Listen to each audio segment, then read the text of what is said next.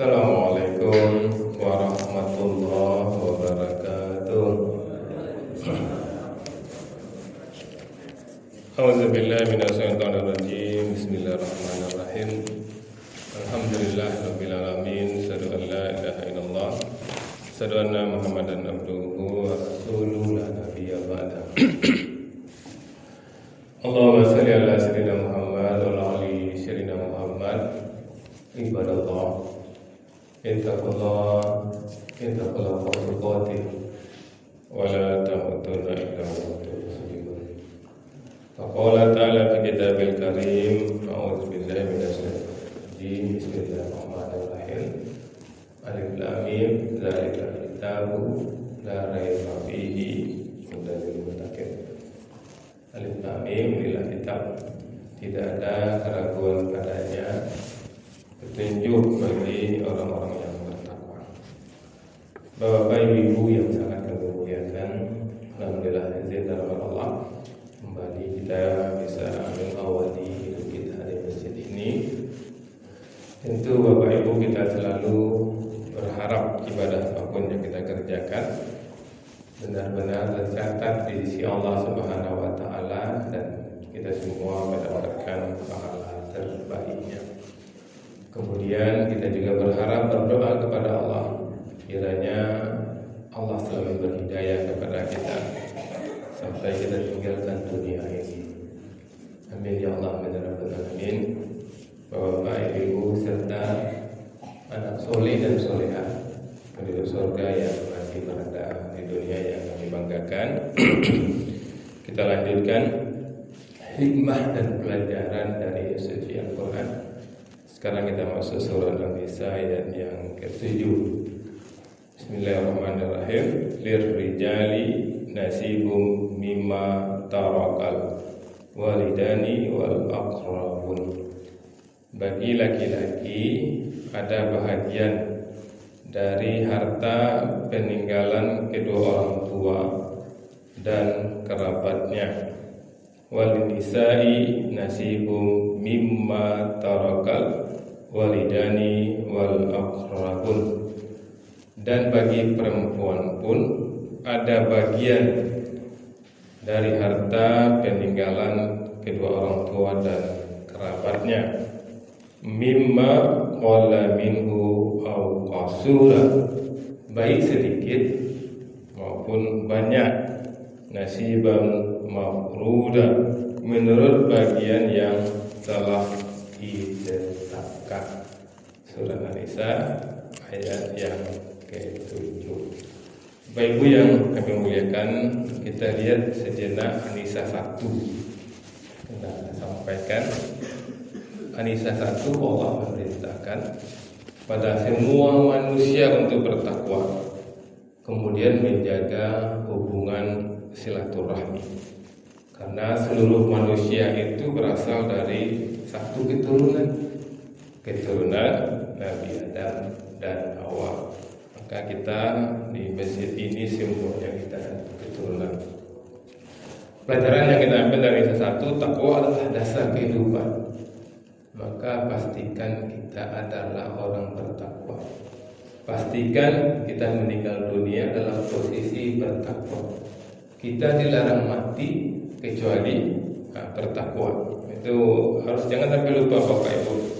Jangan kita sampaikan An-Nisa 7, An-Nisa 1, 2, 3 lupa. Di An-Nisa 1 itu penekanannya. Kemudian An-Nisa yang kedua, Allah memerintahkan, perintah nih Bapak Ibu. Ini juga syarat bertakwa, harus kita kerjakan untuk membuktikan kita orang bertakwa. Karena An-Nisa 1-nya mengatakan seperti itu. Allah memerintahkan menjaga harta anak yatim dan melarang memakan harta mereka secara zalim. Jadi boleh kita makan hartanya seperti kita sebutkan sebelumnya. Kalau memang kita tidak punya harta, boleh kita jaga harta anak yatim. Tapi nak mau makan ada. Mulia makan hartanya, yes kita untuk makan.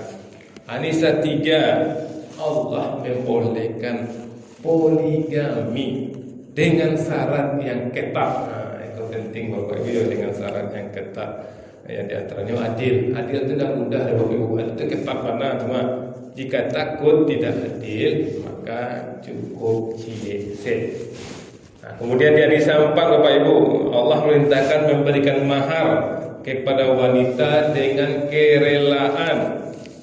Ayat 5, Allah melarang menyerahkan harta kepada orang yang belum mampu mengelola. Di wajah harta anak yatim itu kapan kita berikan? Ketika nyerah kuai. Itu di hadis ayat 6. Sekarang kita lihat hadis ayat 7. Kalau hadis ayat 7 ini Bapak Ibu, Allah menetapkan bahwa laki-laki dan perempuan sama-sama memiliki hak waris. Sama-sama memiliki hak waris. Yang bedanya cara membaginya. Itu penting awak tahu Bapak Ibu ya. Di Islam memuliakan perempuan Bapak Ibu. Jadi hak warisan itu bukan budaya, tetapi ketetapan Allah. Bukan budaya turun temurun. Belajar membagi harta, nenek mau itu, kakek mau itu, ada itu. Karena aturannya Allah yang membuat. Kita lihat Bapak Ibu penggalan-penggalan ayat. Yang pertama, lirrijali nasibum mimma tarakah. Bagi laki-laki ada bagian dari harta peninggalan. Di Islam menegaskan hak, bukan berdasarkan kekuatan. Ya Allah mengatakan doa laki-laki. Di hak itu Bapak Ibu ketetapan Allah, bukan hasil tawar menawar.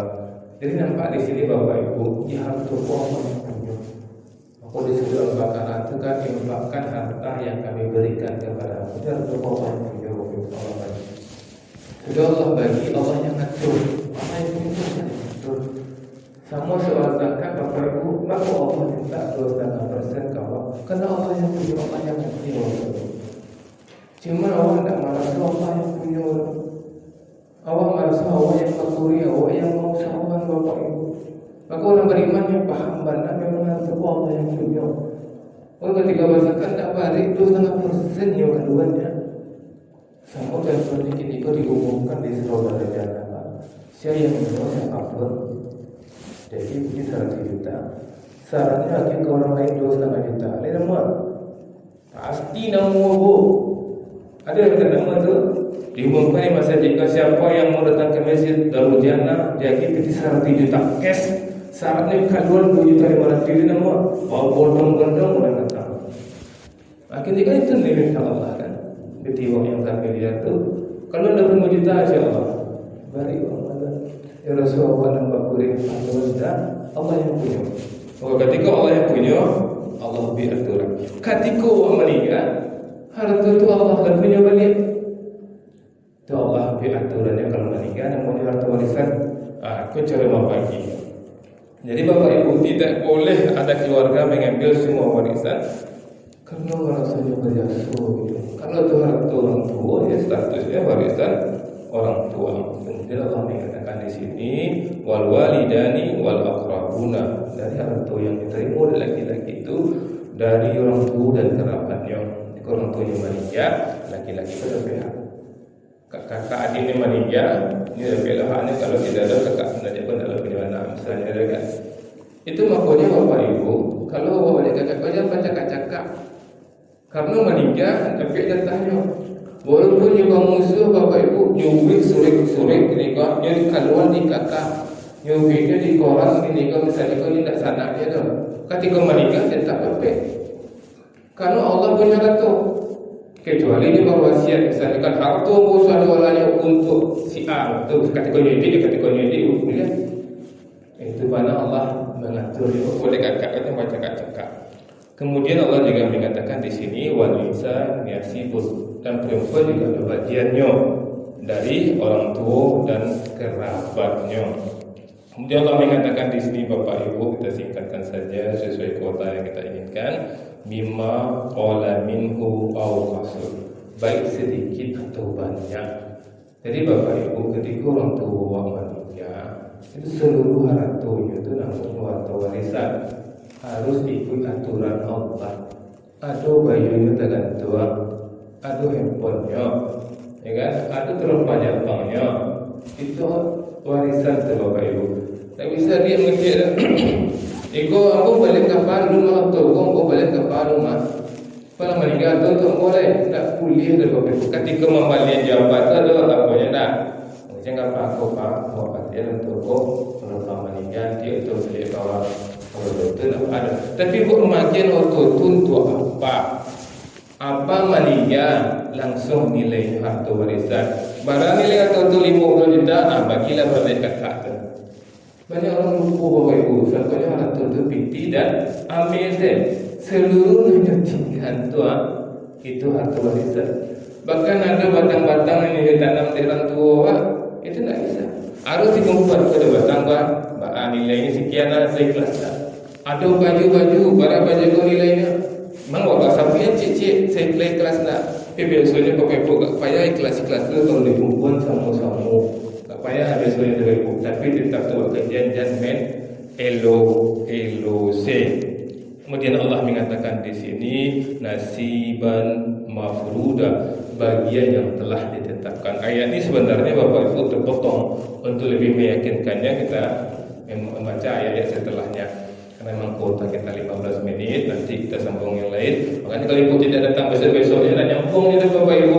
Karena ayat ini terpotong-potong. Jadi usahawanlah Rabu besok tibu siko, Sabtu jelek tibu siko, Rabu besoknya tibu siko. Assalamualaikum warahmatullahi wabarakatuh.